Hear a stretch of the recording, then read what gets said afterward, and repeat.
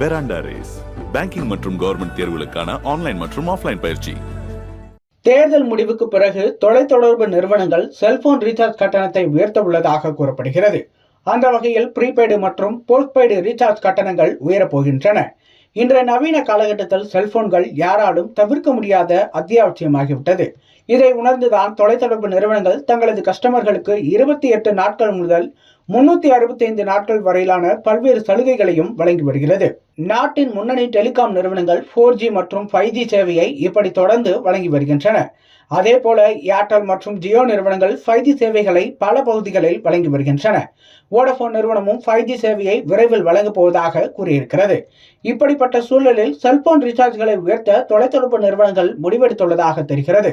10 நாட்களுக்கு முன்பே இது குறித்த செய்திகள் வெளியாகியிருந்தன. தேர்தலுக்கு பிறகு 25% ரீசார்ஜ் கட்டணம் உயரலாம் என்று ஆக்சிஸ் கேபிட்டலின் அறிக்கை தெரிவித்திருந்ததாக தகவல் வெளியாகியிருந்தன.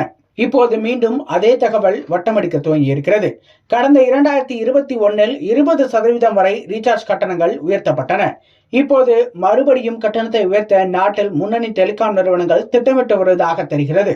அந்த வகையில் 10 முதல் 17% வரை உயர்த்தலாம் என்று எதிர்பார்க்கப்படுகிறது.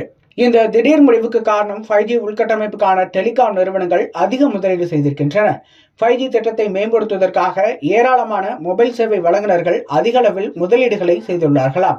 இதனை ஈடுகட்டுவதற்காகவே ரீசார்ஜ் கட்டணத்தை உயர்த்துவதாக சொல்கிறார்கள். எனவே தேர்தலுக்கு பிறகு 4G 5G சேவை வழங்கும் டெலிகாம் நிறுவனங்கள் ப்ரீபெய்டு மற்றும் போஸ்ட்பெய்டு கட்டணத்தை 10லிருந்து 17% உயர்த்த திட்டமிட்டிருப்பதாக தகவல் வெளியாகியுள்ளது. பெராண்டா ரேஸ் பேங்கிங் மற்றும் கவர்மெண்ட் தேர்வுகளுக்கான ஆன்லைன் மற்றும் ஆஃப்லைன் பயிற்சி.